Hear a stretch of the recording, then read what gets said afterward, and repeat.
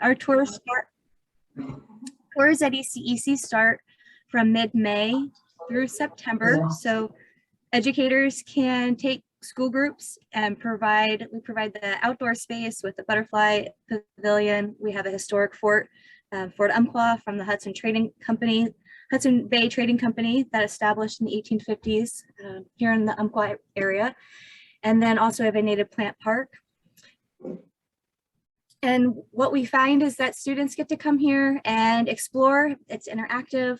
They have an opportunity to see the life cycle of butterflies and then go down to the fort and experience trading and trapping and how we kind of change the land with our agricultural practices down at the fort. And then they come back up to the native plant park. They get to really experience the native plant communities that Oregon, we try to provide a representation so they can go from the different ecoregions and kind of adapt.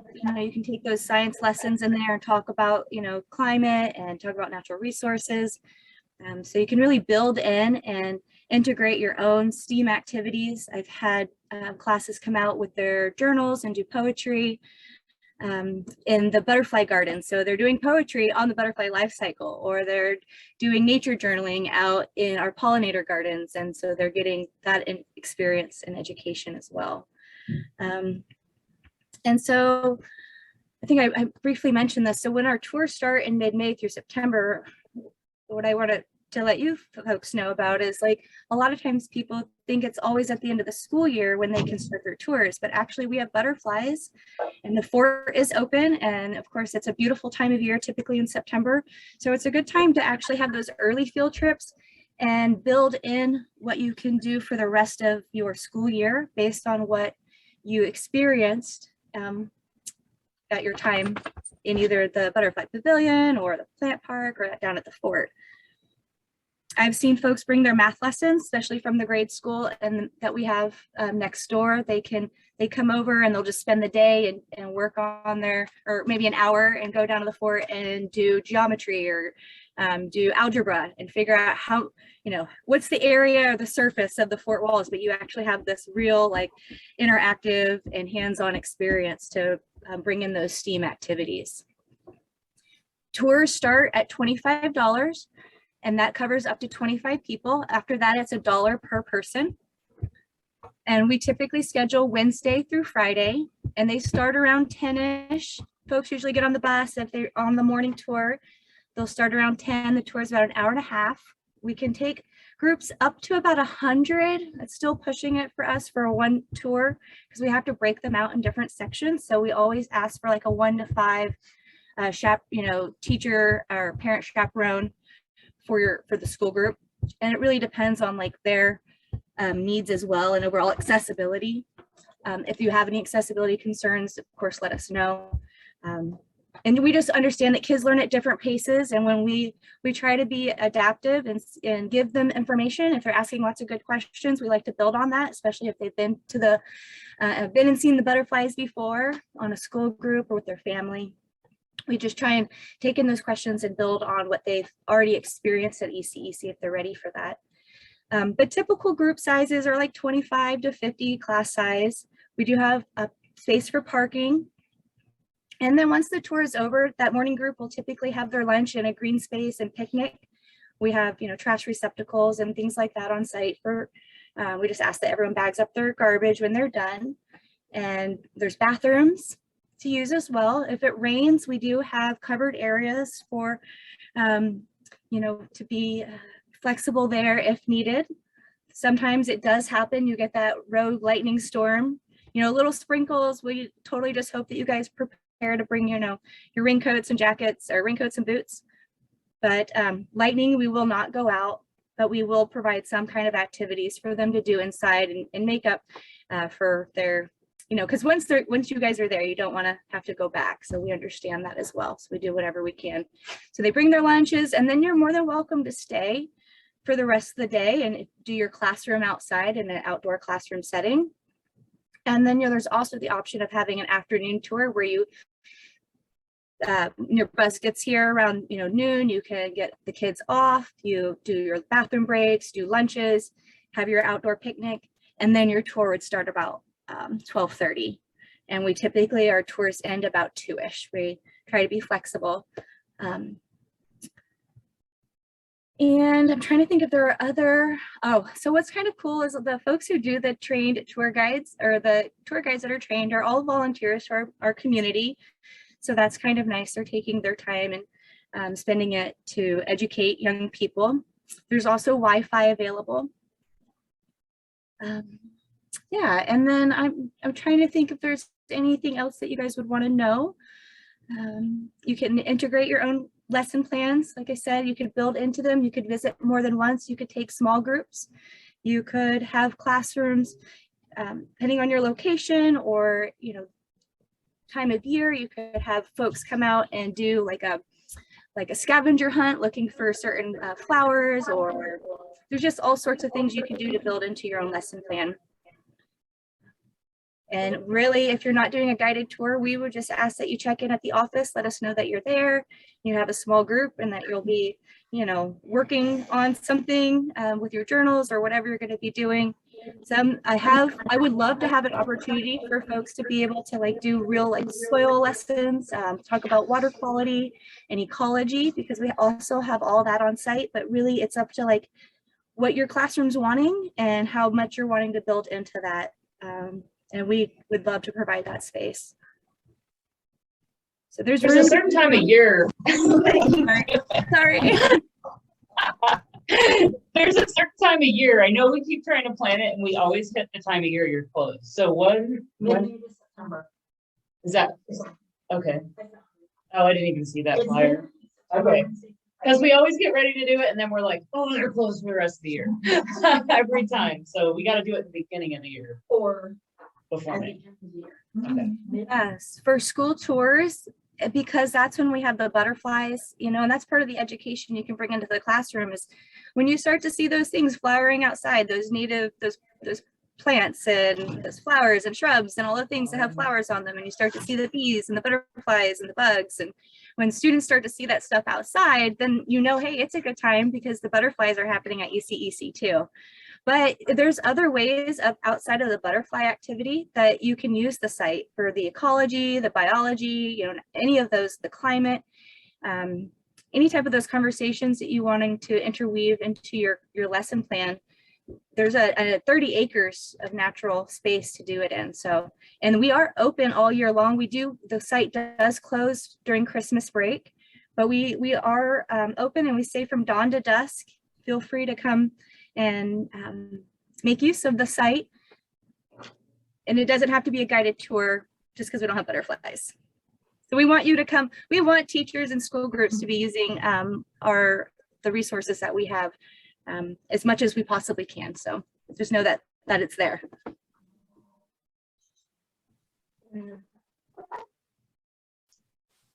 Thank you. This is exciting because I've wanted to come out here forever. Are you still doing okay? My family likes to stop there on the way to and from the coast.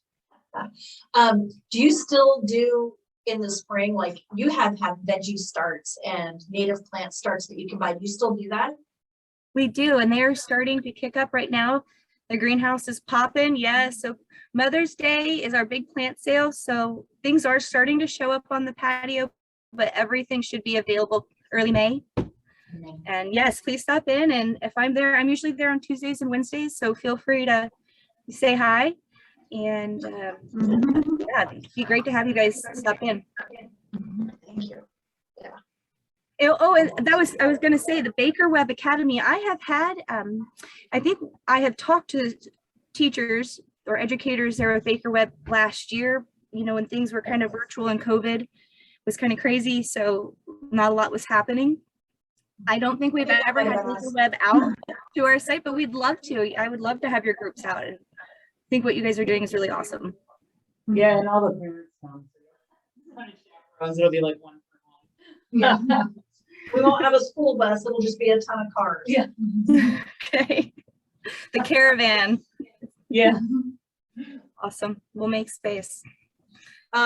Really quick, just because I know my admin would ask this, do all your volunteers go through some kind of background check?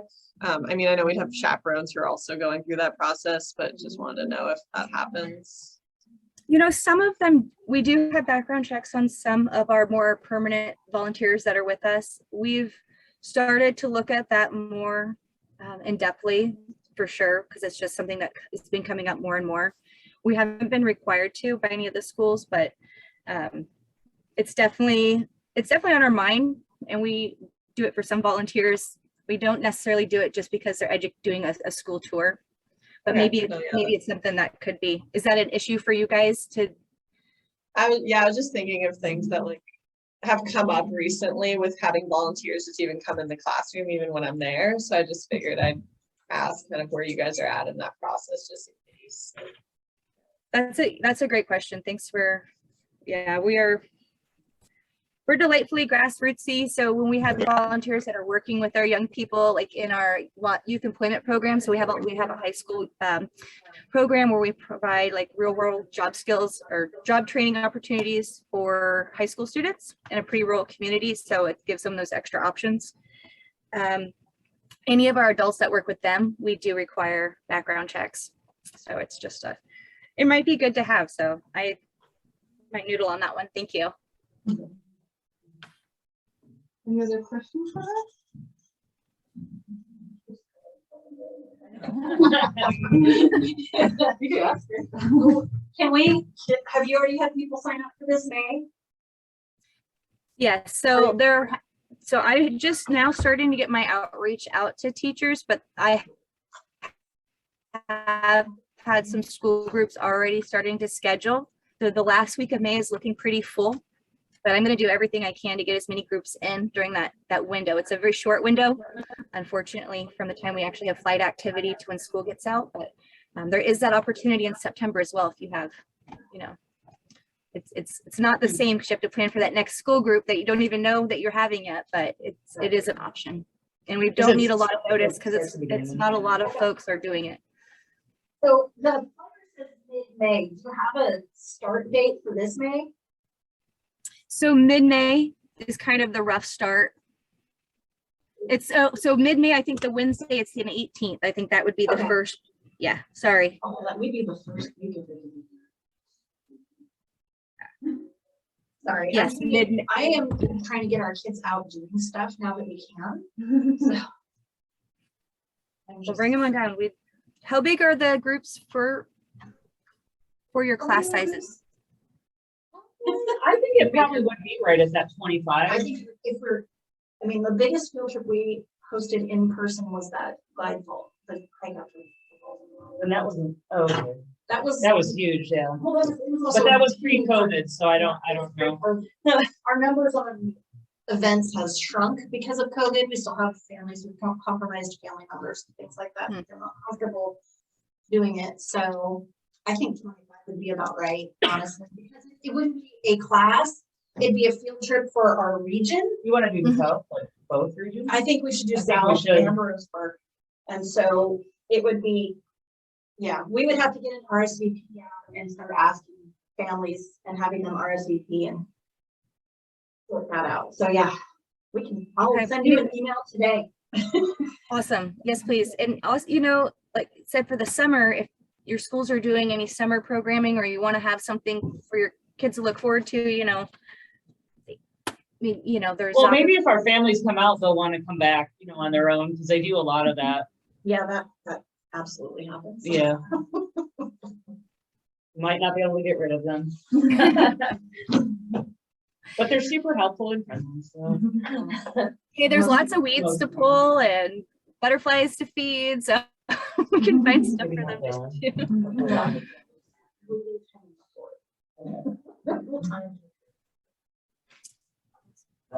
I think this is nice. Thank